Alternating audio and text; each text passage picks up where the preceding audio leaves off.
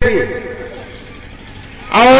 सभी चल संपत्ति अपना भवन राजगृह समाज को दे दिया। फिर भी आगे half conscious, self conscious, semi conscious, unconscious person, रिश्वतखोर, मुफ्तखोर, मुनाफाखोर, नफाखोर, जमाखोर, महाचोर, आंख के अंदर कान कच्चे, आखिर दुश्मन, अनीति पुजारी, शांति की सत्य, मानवता के हत्यारे, क्रूर, निर्दयी, धूत, पाखंडी, धोखेबाज, दगेबाज, अधपड़े, अनपड़े, कमपड़े, बेपड़े, लड़पड़े, विड़पड़े, चिड़पड़े, उन्हें राजद्रोही, देशद्रोही, ब्रिटिश भक्त, दहशत, गद्दार, भाड़े कट्टू, अंग्रेजों को पिट्ठू, अंग्रेजों के एजेंट, अंग्रेजों का हस्तक, मुस्लिमों का साथी, देश का दुश्मन, दलाल, दोगला, हिंदू धर्म संघारक कहा गया। उन्हें तथा उनके पूरे समाज को सताया गया, दबाया गया, डराया गया, धमकाया गया, उजाड़ा गया, जलाया गया, गिराया गया, रौना गया, कुचला गया, पिचला गया, मसला गया, निचोड़ा गया, झंझोड़ा गया, चिढ़ाया गया, छिड़ाया गया, शस्त्र शास्त्र से पीड़ित किया गया, हतोत्साहित किया गया, दलित, दमित, भ्रमित, घृणित, छलित, विनिष्ट, मर्दित, पस्त, वंचित किया गया।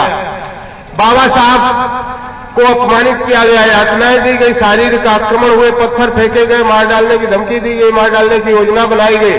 लेकिन बाबा साहब कभी रुके नहीं, झुके नहीं, चुके नहीं, बिके नहीं, पटे नहीं, छिपे नहीं, डरे नहीं, दबे नहीं, भगे नहीं, गिरे नहीं, हारे नहीं, थके नहीं, हार नहीं मानी, घुटे नहीं टिके, समस्याओं से समझौता नहीं किया, साहस नहीं छोड़ा, धैर्य नहीं छोड़ा, हिम्मत नहीं हारे, अपने मिशन कारवा को आगे बढ़ाते रहे, पढ़े रहे, बढ़े रहे, चढ़े रहे, चिड़े रहे, छिड़े रहे, अड़े रहे, खड़े रहे, लड़े रहे, भिड़े रहे, अड़े रहे, जुड़े रहे, अटे रहे, सटे रहे, रटे रहे, जुटे रहे, डटे रहे। अंत में सफलता उनके पैर चुनने को मजबूर हो गई।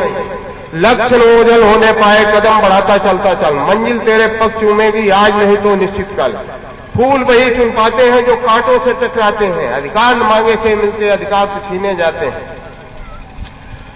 बाबा साहब आज भी जीवित हैं, हम उन्हें देख नहीं सकते, सुन सकते, वो अनुभव कर सकते हैं। आज भी वो पुकार रहे, धिक्कार रहे, ललकार रहे, फटकार रहे, चिल्ला चिल्ला कर रहे, उठो जोगो संगठित हो जाओ, बची कुची गुलामी की जंजीरें एक झटके से तोड़कर स्वतंत्र हो जाओ।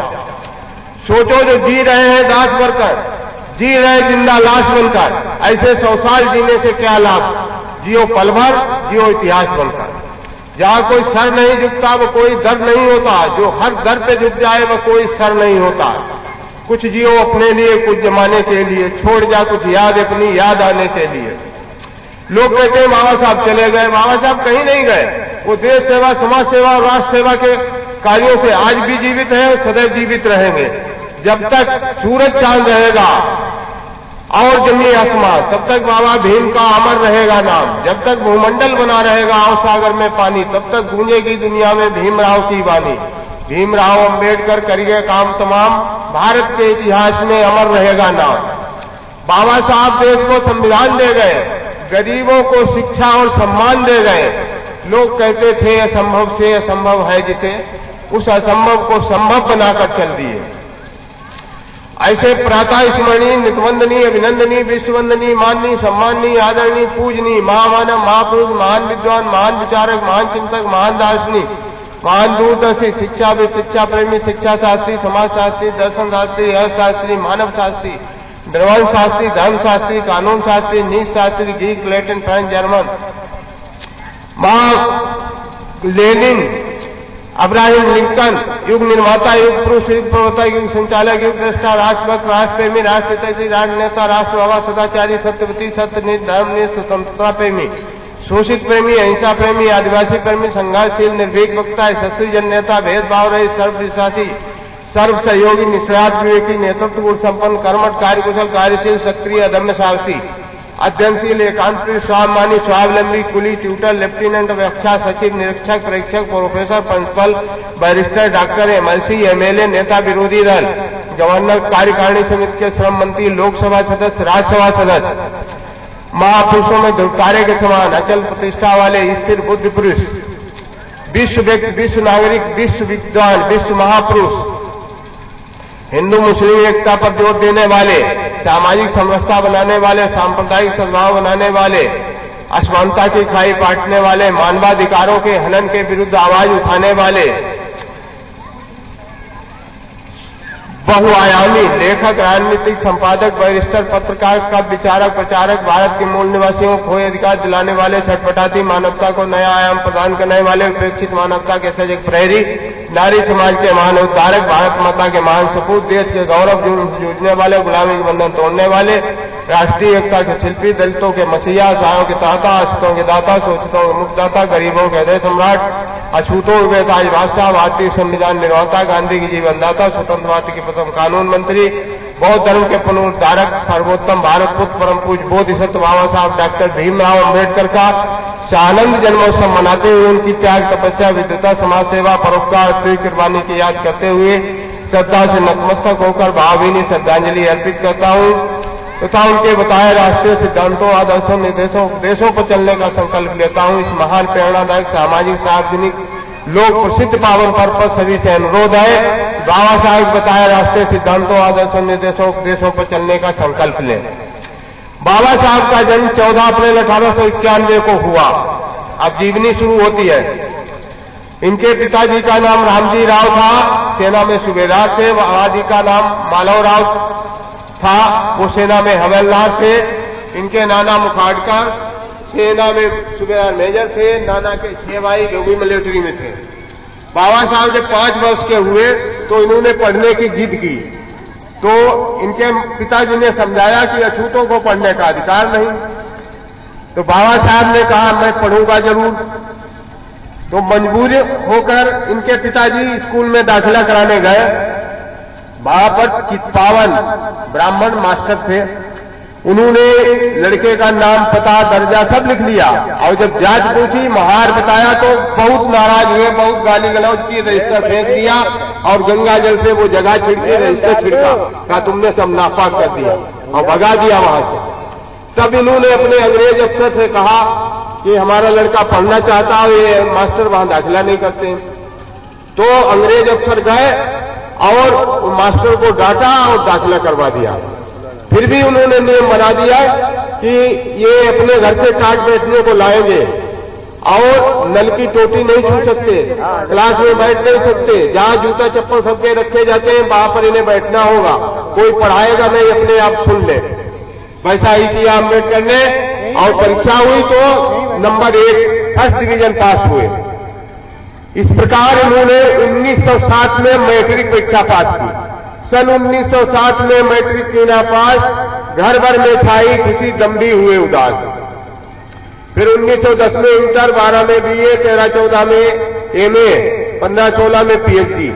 जब ये हाई स्कूल पास हुए तो एक मास्टर केलुस्कर थे, उन्होंने बुद्ध चरित्र पुस्तक पढ़ने को दी, भेंट की। उसे इन्होंने पढ़ा तो इन्हें बहुत धर्म का ज्ञान हुआ। और गायकवाड़ राजा बड़ौदा जो थे वो ऐसे लड़कों को वजीफा देते थे जो पढ़ने में होशियार होते थे, उन्हें विदेश पढ़ने के लिए वजीफा दिया करते थे। तो वो मास्टर साहब केलुस्कर साहब लेकर इन्हें बड़ौदा राजा के पास गए। बड़ौदा राजा ने कहा ऊंची शिक्षा प्राप्त करके क्या करोगे? तो इन्होंने कहा हम समाज सेवा करेंगे। तो राजा साहब बहुत खुश हुए। फिर भी उन्होंने इनसे एक शपथ पत्र लिखवाया कि विदेश में हम पढ़ने में ही पूरा समय लगाएंगे और दूसरी शर्त ये थी कि वहां से पढ़कर जब आओगे तो 10 साल तुम्हें हमारे यहां नौकरी करनी पड़ेगी। तो अम्बेडकर ने दोनों शर्तें मान ली। जब वे पढ़ ही रहे थे तो बड़ौदा राजा का लेटर पहुंचा और इन्हें बुलाया गया कि अब आप चले आइए। तो अधूरी पढ़ाई छोड़कर आए। बड़ौदा राजा ने इन्हें रक्षा सचिव के पद पर नियुक्त कर दिया। तो वहां पर छुआछूत इतनी तेज थी कि चपरासी दूर से फाइल फेंक देता था, हाथ में फाइल नहीं देता था, कहीं छू ना जाए। और एक बोतल में गौमूत्र भरकर लाते थे। जब बाबा साहब उठकर चले जाते थे तो गौमूत्र छिड़कते थे कुर्सियों पर, पाक करते थे। एक दिन बाबा साहब ने कहा कि लो अब हम तो जा रहे हैं, भाई गौमूत्र छिड़क लेना। वो बाबा साहब को मालूम हो गया था। तो उन्होंने कहा अब तो ये गौमूत्र भी नापाक हो गया, अब इसे हम कैसे छिड़केंगे? फिर उन्होंने वो गौमूत्र फेंक दिया और नया गौमूत्र भरकर लाए बोतल में, उससे उसे छिड़का। बाबा साहब दिन भर ऑफिस में काम करते थे और रात में सड़क के किनारे पेड़ के नीचे लेटते थे, क्योंकि किसी ने अछूत समझकर इन्हें मकान किराए पर नहीं दिया। तो परेशान होकर 14 दिनों के अंदर इन्होंने नौकरी छोड़ दी। फिर एसिडेंटहम कॉलेज में अर्थशास्त्र के प्रोफेसर हो गए। तो वहां पर अछूत मास्टर होने के कारण उनके पास कोई पढ़ने नहीं लड़का आता था। वो कहते थे कि हम अछूत के द्वारा पढ़ाया हुआ नहीं पढ़ेंगे। लेकिन 2-1 लड़कों ने सोचा देखे पढ़ा पाते कि नहीं। लेकिन बाबा साहब का टीचिंग मेथड बहुत अच्छा था। बाबा साहब बहुत अच्छा पढ़ाते थे, तो इतनी भीड़ हुई कि कमरे में बैठने को जगह नहीं मिली। फिर कमरे के बाहर तक लड़के बैठकर पढ़ने लगे। उसके बाद में इन्होंने कुछ पैसा इकट्ठा किया और छत पर साहू जी महाराज ने इन्हें सहायता दिया, तो विदेश में बैरिस्ट्री पढ़ने गए। 1923 में बैरिस्टर बनकर जब भारत में आए तो इन्हें कोर्ट में बैठने की जगह नहीं मिली, तो जिन्नावाला की सिफारिश से इन्हें अदालत में बैठने की जगह मिली। 6 महीना तक इनके पास कोई केस नहीं आया। पैदल आते, पैदल जाते, पानी पीकर भूख मिटाते। 6 महीना बाद एक सेठ के लड़के की फांसी हो गई और उस केस को किसी ने लेना स्वीकार नहीं किया। तब लोगों ने मजाक में कह दिया कि वो भी बैरिस्टर बैठे, उनके पास चले जाओ। तो वो बाबा साहब के पास गया, बच्चे की जान बचानी थी। तो बाबा साहब ने देखा केस में कोई जान नहीं, फिर भी उन्होंने कहा 6 महीने तक हमारे पास कोई मुकदमा नहीं आया, पहला मुकदमा आया, हम इसे लड़ेंगे। बाबा साहब ने मुकदमा वो ले लिया और खूब तैयारी की। जिस दिन बहस होने को थी तो लोग, सभी बैरिस्टर लोग देखने गए कि देखे बहस करेंगे किस बिंदु पर, इसमें कोई जान ही नहीं फाइल में, केस में। तो इन्होंने बाबा साहब ने अंग्रेजी की पुस्तकें लेकर गए कानूनी, और पॉइंट टू पॉइंट बहस की और वो फांसी का मुकदमा उनका साफ छुड़ा दिया सेठ का। फिर इनकी धाक जम गई। कोर्ट में इतनी भीड़ लगती थी कि सबसे ज्यादा मुकदमा इनके पास आने लगे। और जिस समय बैरिस्टर बनकर आए तो अंग्रेज सरकार ने हाई कोर्ट का जज बना रही थी। बाबा साहब ने कहा अगर हम जज बन जाएंगे तो हम अपने समाज की भलाई नहीं कर पाएंगे, इसलिए हम नहीं बनेंगे जज।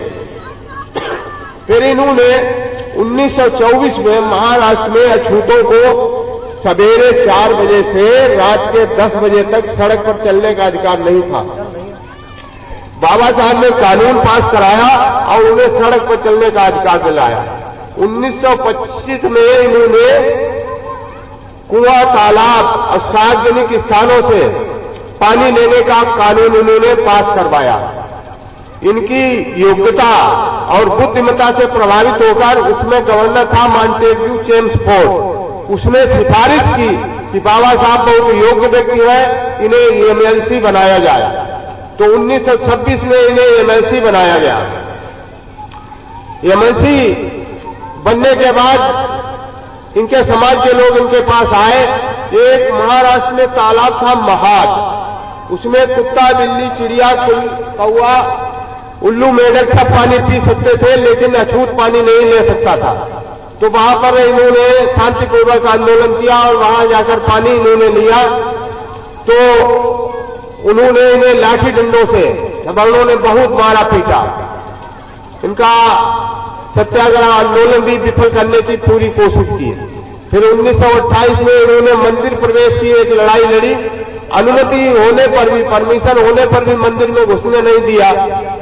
और फिर बाद में जब घुसने दिया तो अंदर पंडित पुजारी बैठ गए लाठी डंडा लेकर, जो दर्शन करने जाए उसे खूब पीटे और बाहर निकले तो पुलिस पीटे।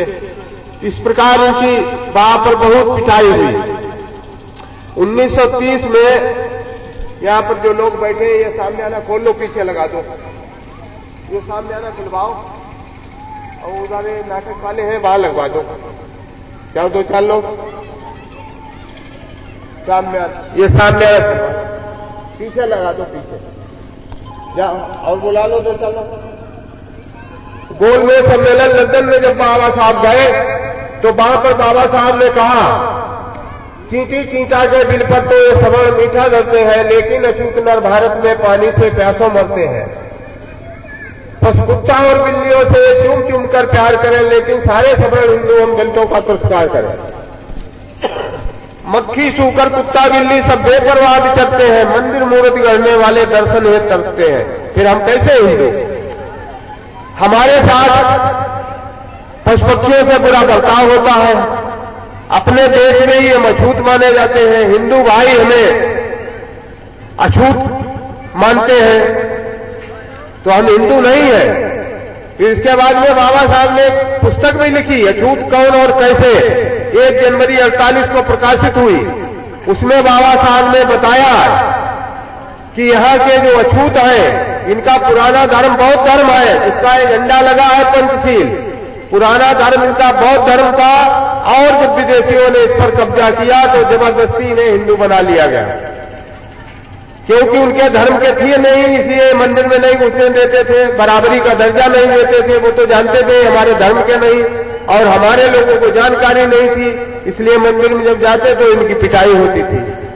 तो हमारे अछूत वर्ग के जितने भी लोग हैं, अछूतों में देखो इतनी जातियां आती हैं, अगरिया, बदिकवादी, बहलिया, बैगा, बैसवार, बैजनिया, बाजगी, बलहार, बलाई, वाल्मीकि, बंगाली, बनमानुन, बांसफोड़, बरबार, बछोड़, मावरिया, बिलदार, बिरिया, बंतु, भुइया, भुइया, जमात, दुतिया, जुतिया, जाटप, चेरो, दबगत, धानुक, दरखास, धोबी, डोम, डोमो, दुसाद, गरामी, गसिया, गोंड, कौल, अबूड़ा, हरी, हेला, कलावाज, कंजर, कपरिया, करवर, खड़ा, खरवार, खटी, कोरोट, कोल, कोरी, कोरबा, लाल बेगी, मंजवार, मजहरी, मुसार, नट, पंखा, परैया, पासी, तरमाली, पाटरी, रावत, सारिया, चनौड़िया, सांसिया, शिल्पकार, तुरैया, इतनी जातियां आती हैं अछूतों में।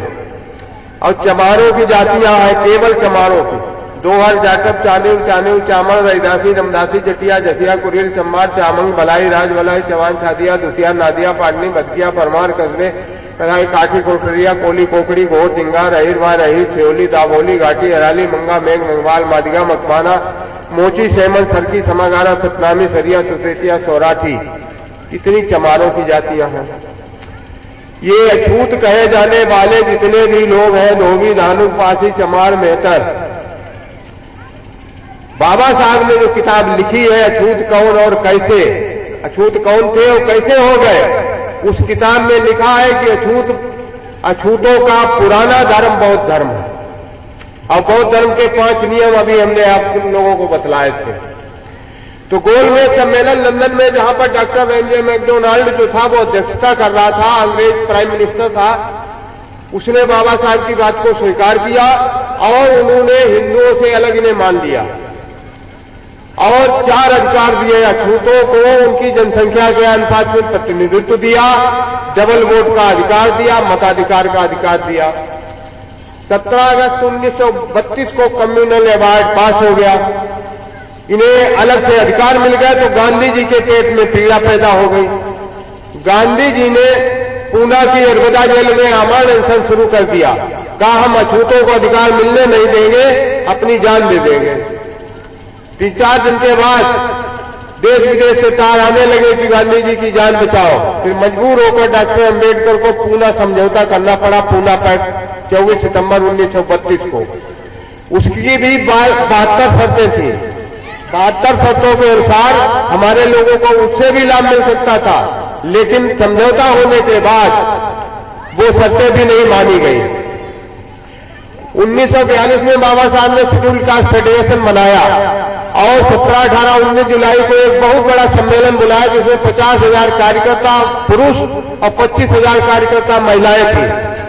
तो उस सम्मेलन से प्रभावित होकर अंग्रेज लॉर्ड लिंलिथगो गवर्नर जनरल था भारत का, उसने बाबा साहब को 20 जुलाई को दिल्ली बुलाया और गवर्नर जनरल की कार्यकारिणी समिति में उन्हें श्रम मंत्री बनाया गया।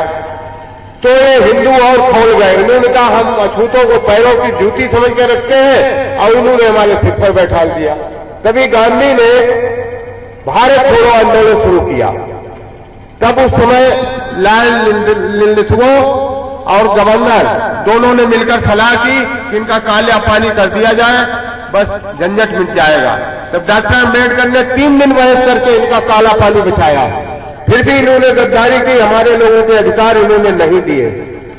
अंग्रेजों को इन्होंने इस देश से इसलिए भगाया कि अंग्रेज समानता का कानून चलाते थे। 1860 में इंडियन पीनल कोड लागू हुआ, भारतीय दंड संहिता। इससे पहले यहां पर बीपीसी लागू था, मनुवाद। उसमें अछूतों के लिए सजा का प्रावधान था और उन लोगों के लिए कोई सजा का प्रावधान नहीं था। अंग्रेजों ने पूरे देश में, दुनिया में उनका शासन था। उन्होंने देखा कि किसी देश में ऐसा नहीं है असमान कानून, यहां पर कैसे चल रहा है। तो उन्होंने यहां भी एक बराबर कानून सबके लिए लागू किया 1860 में भारतीय दंड संहिता बनाकर। इससे ये नाराज हो गए और अंग्रेजों को यहां से भगाने का इन्होंने प्रयास पूर्ण रूप से किया। फिर भी नेहरू जी की सरकार जो बनी उसमें डॉक्टर अंबेडकर को कानून मंत्री बनाया गया और भारतीय संविधान लिखने का, पहले तो संविधान सभा में जाने नहीं देते थे, फिर संविधान लिखने का इन्हें मौका दिया गया। बाबा साहब ने जब संविधान लिखा तो उसमें भी सबके लिए एक बराबर कानून इस समय लागू है। अब कोई न छोटा है, न बड़ा है, न ऊंचा है, न नीचा है, छुआछूत भी खत्म हो गई है कानून से। और फिर भी अगर कोई मनाएगा तो सजा मिलेगी। अंत में बाबा साहब ने हिंदू धर्म से परेशान होकर अपने महापुरुषों के पुराने धर्म में 14 अक्टूबर 56 को वापस अपने पुराने घर में चले गए, जो इनका पुराना धर्म था, बौद्ध धर्म स्वीकार कर लिया 10 लाख लोगों के साथ। फिर इसके बाद में बाबा साहब 6 दिसंबर और 56 को इनका परिनिर्वाण हो गया। उसमें भी धोखे से इनकी हत्या कराई गई। इसकी एक किताब छप चुकी है, महाराष्ट्र के विलास खरात ने लिखी है, मराठी में थी, अब हिंदी में आ गई। फिर इसके बाद में बाबा साहब के महापरिनिर्वाण होने के बाद 1989 में इनके नाम से Lucknow university, doctor Ambedkar Lucknow university का शिलान्यास पूर्व प्रधानमंत्री राजीव गांधी ने किया। 90 में इन्हें भारत रत्न की डिग्री दी गई, वो भी इनकी पत्नी को मिली जो कि ब्राह्मणी थी। दूसरी शादी इनकी ब्राह्मणी से हुई थी, उसी को भारत रत्न की डिग्री मिली। और 91 में इनकी सिक्कों पर फोटो आ गई। बाबा साहब के मूल मंत्र ये थे कि शिक्षित बनो। शिक्षा पर उन्होंने सबसे जोर दिया। पढ़ाई लिखाई सबसे अच्छी चीज है, पढ़ाई लिखाई से ही हमारा विकास होगा, तरक्की होगी, उन्नति होगी। तो आज इस पावन पर्व पर हमारा भी सभी से अनुरोध है, पढ़ाई लिखाई पर सब लोग ध्यान दो। पढ़ी लिखी लड़की रोशनी घर की, पढ़ी लिखी नारी घर की उजियारी, पढ़ी लिखी माता घर की भाग्य विधाता। मेहनत करो चाहे मजदूरी, पढ़ना लिखना बहुत जरूरी। जो नहीं पढ़ पाएगा जीवन भर पछताएगा। फिर इसके बाद में एकता बनाओ, संगठित हो, फिर अपने अधिकारों के लिए संघर्ष करो। बाबा साहब के यही 3 मूल मंत्र थे, शिक्षित बनने का, संघर्ष करने का और संगठित होने का। आज के इस पर्व पर यही हमारा सबसे अनुरोध है बार बार कि संकल्प लो कि बच्चों को पढ़ाएंगे लिखाएंगे जरूर, एकता बनाएंगे और अपने अधिकारों की लड़ाई लड़ेंगे। आज काफी टाइम भी हो चुका है और नाटक भी शुरू होने वाला है, तो हम अब आज के इस कार्यक्रम के समापन की घोषणा करता हूं।